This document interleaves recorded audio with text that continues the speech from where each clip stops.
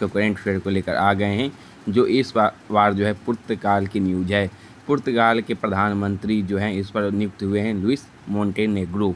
तो चलिए इन्हीं पे बात करते हैं, कौन सी कितनी सीट से ये जीते हैं। अब पुर्तगाल की कहानी को भी यहाँ आज प्रस्तुत करेंगे और कुछ इतिहास को भी इसमें आज लेंगे जो हमारे भारत से जुड़ा हुआ है। लुइस मोंटेनेग्रो को देश के हालिया आम चुनाव के बाद पुर्तगाल के प्रधानमंत्री के रूप में फिर से नियुक्त किया गया है, क्योंकि इससे पहले भी लुइस मोंटेनेग्रो ही थे और एक बता दें पेशे से एक वकील भी थे। और ये जो हैं centre right social democratic party और डेमोक्रेटिक अलायंस के नेता के रूप में मोंटेनेग्रो की वापसी राजनीतिक पुनर्संतुलन के समय हुई है, जिसमें दूर दराज की चेगा पार्टी नई संसद में दूसरी सबसे बड़ी ताकत के रूप में उभरी है। तो चेगा की मांगों के बावजूद मोंटेनेग्रो के तत्काल संवैधानिक सुधारों ने इसका इनकार कर दिया है। इसकी बजाय अर्थव्यवस्था, सार्वजनिक सेवाएं और राष्ट्रीय स्वास्थ्य प्रणाली को मजबूत करने पर ध्यान केंद्रित जो है करने का चुनाव रखा है।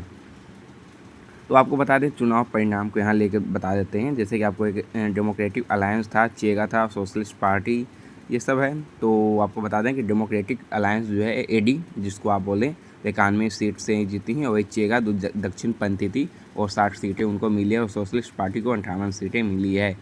ठीक है। और अल्पमत सरकार जिसमें 25वें पुर्तगाल प्रशासन के तहत मोंटेनेग्रो का अल्पमत सरकार का नेतृत्व करेगा। अब फोकस क्षेत्र आपको तो बता दिए कि आर्थिक विकास है, सार्वजनिक सेवाओं में सुधार करना, राष्ट्रीय स्वास्थ्य प्रणाली में परिवर्तन। और वही बात अब करते हैं आपको लेके, अब कुछ स्थैतिक तथ्य को जान लेते हैं पुर्तगाल के बारे में। तो पुर्तगाल की राजधानी आपकी क्या है? लिस्बन है।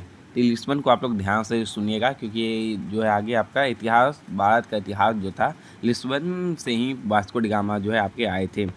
ठीक है। तो वर्तमान राष्ट्रपति आपके कौन है? तो मार्सेलो रेबेलो डी सूसा है। ठीक है, मार्सेलो रेबेलो डी सूसा। और राजनीतिक प्रणाली की यहाँ बात करें तो अर्ध अध्यक्षीय संसदीय लोकतंत्र है, और इनका यहाँ का भाषा जो है पुर्तगाली है, और मुद्रा यूरो है, और यूरो का आप चिन्ह भी देख सकते हो। तो कैसे हैं वही कर लेते हैं बात। जैसे कि आपको बोले भारत में पुर्तगालियों का आगमन की कहानी, कुछ इतिहास को लेकर चलते हैं ताकि आपके लिए भी आसान हो जाए, कुछ याद हो जाए, याद करना ही बहुत ज़रूरी है।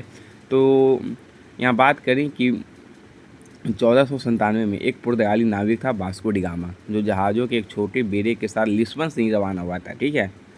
तो लिस्बन पुर्तगाल की राजधानी है। तो उनका मिशन भारत के समुद्री मार्ग का खोजना था। वे एक लंबी और कठिन यात्रा के बाद वास्को डी गामा अंततः मई 1458 में भारत के दक्षिणी पश्चिमी तट पर, मतलब कालीकट, जो अब उसका नाम कोझिकोड है, वहाँ पहुँचा है। तो पुर्तगाल के आगमन पर जो है स्थानीय जनता की ओर से मिलीजुली प्रतिक्रिया मिली थी।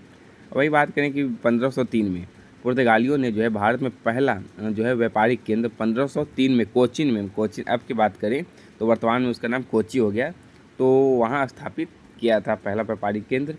तो ज़्यादा इस पे बात नहीं करते हैं। करेंट अफेयर के अनुसार आपको बता दें, डेली करेंट अफेयर इसमें चलते रहेंगे, ऐसे ऐसे न्यूज़ आपके आते रहेंगे।